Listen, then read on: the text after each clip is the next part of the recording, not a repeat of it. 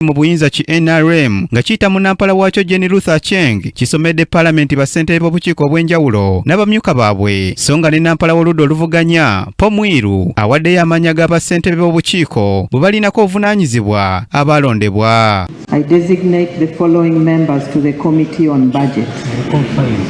Honorable Kankunda Amos Chibuika, Rwampara County Chairperson. Honorable Tom Aliti Chandia, Maracha East Vice Chairperson. Members include Honorable Zawede Victorious, District Woman Representative Nakasongola. Honorable Ogwang Patrick Obura for Yam County South. Honorable Dr. Kalenzi Victor Unyanga. To the Budget Committee. Honorable Savina Roa Javira. Honorable Jarameso Fred Ajuri. Honorable Onekolit Dennis Amere, Chitugu Municipality. Honorable Waiswa Joel Azara. Honorable Kitio Patrick. Honorable Ngabirano Charles. Abaka ab'enjawulo abalondeddwa ku bukiiko balaze nga bwe bagenda okuteekamu amaanyi okulaba nga bakola bulungi emirimu. In enabling Uganda achieve its target of a $500 billion economy. Tourism, as you are aware, brought in $1.8 million of revenue to the country. It is one of the low-hanging fruits.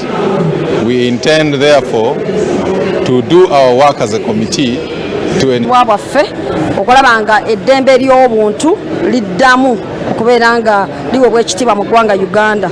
Nga gwe batadde kakiiko kano ka Human Rights Committee ate nga bwe bukugu bwange tetugenda kuttira muntu yenna ku liiso. Era kye tugenda okusookerako ddala kwe kugamba nti abantu bonna abaateebwa ku nsonga z'ebyebufuzi betuzzenga tubanja tugamba nti abantu abo bateebwe.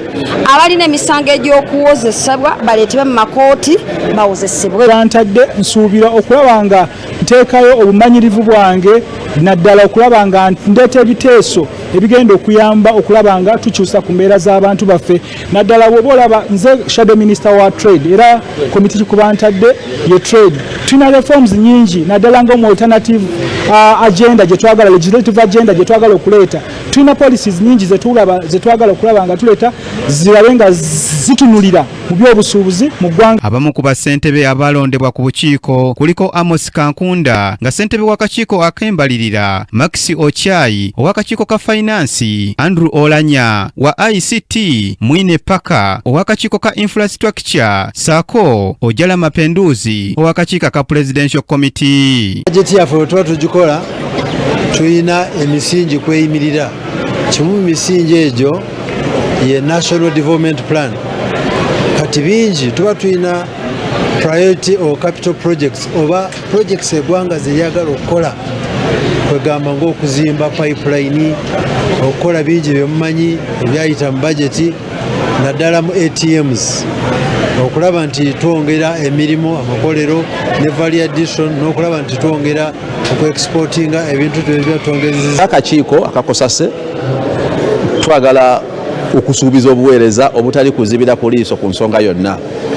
Twagala kwekenneenya entambula y'ebitongole n'okulaba nga ba accounting officers b'ebitongole bino byonna ebiri wansi wa Kosase bajja okunnyonnyola ku bikoleddwa wansi wa vooti zaabwe, era nga tukwanaganya ne Auditor General's report ez'enjawulo ezikolebwa periodically oba annually ku bitongole bino. Abaka ab'enjawulo boogedde ku makulu g'obukiiko obaweereddwa era bagamba nti bwa mugaso nnyo.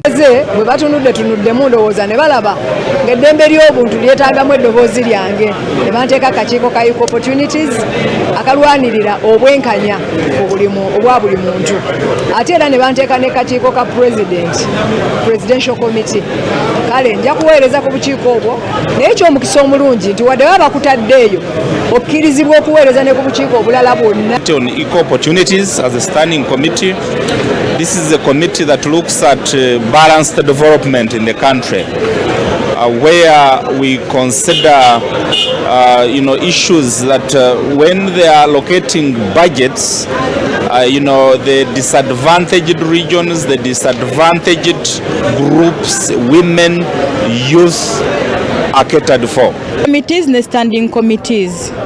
Era nga we mulabye committees zikola kyamaanyi nnyo mu kutuusa service delivery mu ggwanga.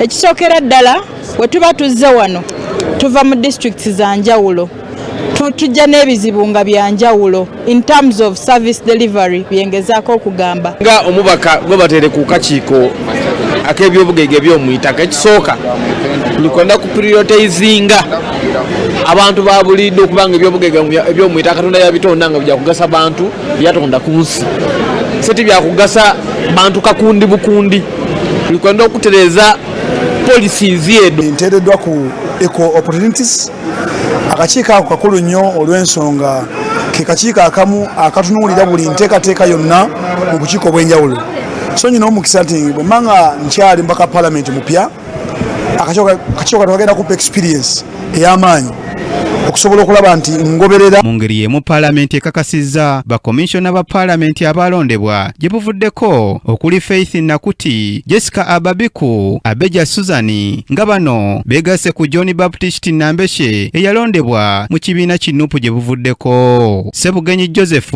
yakusakidde eggulire lino ku lwa KTV.